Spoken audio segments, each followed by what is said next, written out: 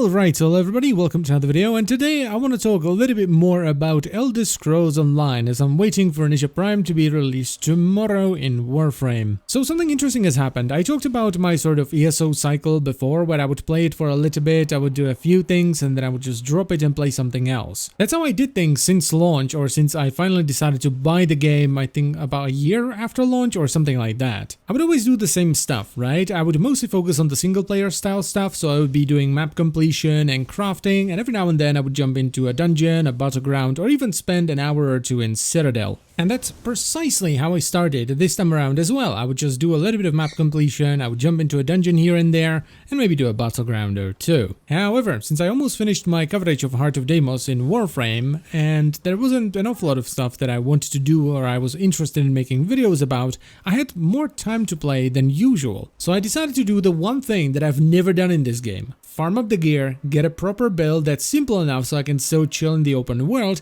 and finally do some damn endgame. I started off with a fairly simple stamina setup that was using the new crystal weapon morph for sorcerer, which was quite fun, but I found that in stressful situations, such as, doing trials for the first time, it was pretty easy to mess up the timing and do significantly less damage than I was supposed to. So while it felt superb in the open world because the burst was great and it was good for veteran dungeons or even normal dungeons, it felt pretty bad in trials. So after farming all the gear, I decided to drop that build because it just didn't feel great in the content I wanted to do with it, and I decided to use this build instead, which is the one you're watching right now, which is a very simple one bar like lightning staff heavy attack sorcerer. And the best thing about that build is that I can use it for everything with the exception of Citadel or PvP in general, because it's just not that great for it, but that doesn't matter because in PvP I tend to go for healing and support instead. Though supporting or healing in general in Citadel has been made a little bit more difficult with the current performance tests they're doing on live servers to see how certain things affect performance. So for example, right now,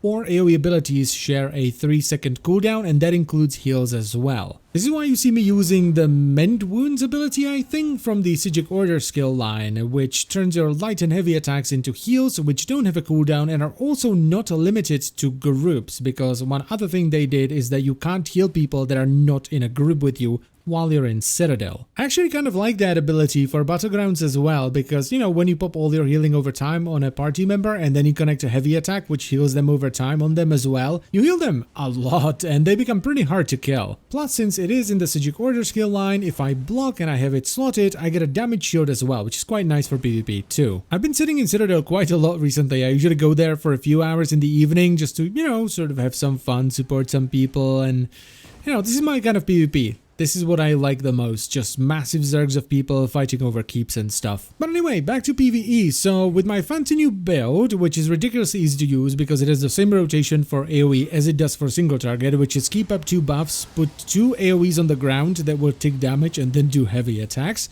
I started doing all different kinds of trials.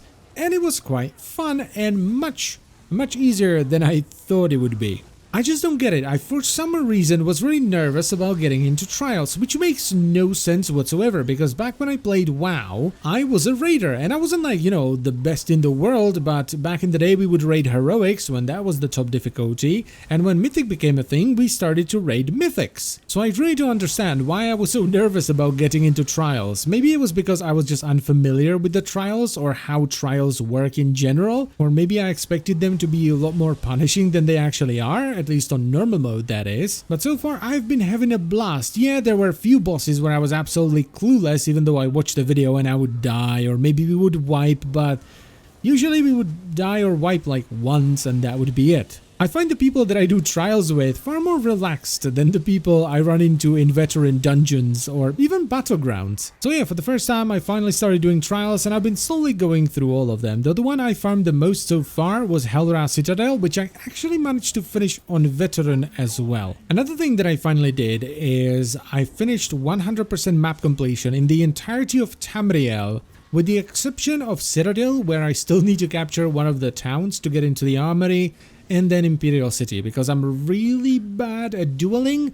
So in Imperial City I just die over and over and over again, and it's really hard to get things done. So I finished all the main quests, most of the side quests, at least the ones that are tied to a location. I did all the Dark Anchors, all the world bosses, all the delves, and I've picked up every single sky shard in the game, all 471 of them. So now in the open world, my focus sort of shifted away from questing because, you know, I'm kind of done with that, to gathering motifs for all the fashion stuff, doing crafting because I'm still missing a few trades here and there, mostly Nernhoned and some stuff for jewelry, and doing achievements. I've also finally managed to make my way through VMA, Veteran Maelstrom Arena, which is, well, an arena, but think of it as like a single player raid of sorts, where you have 9 arenas to go through. Each has multiple different waves and each has different mechanics, and you have to focus on dealing with the mechanics while doing damage, but also not dying, because there's loads of enemies to fight and there's always a boss at the end as well. And I thought I recorded one of my runs, but apparently not, so we're gonna watch some dungeon footage instead. But yeah, Veteran Maelstrom Arena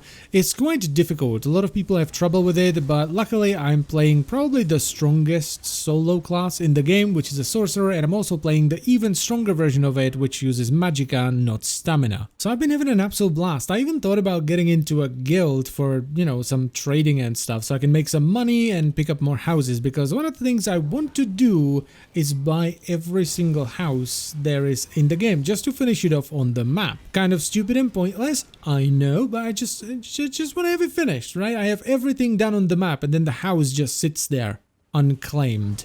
I don't like it. And I think that's enough blabbering for the day, so I thank you very much for watching. As always, guys, if there's anything you would like to know or see about the Elder Scrolls Online, feel free to let me know in the comment section down below, and I'll see you some other time. Bye-bye.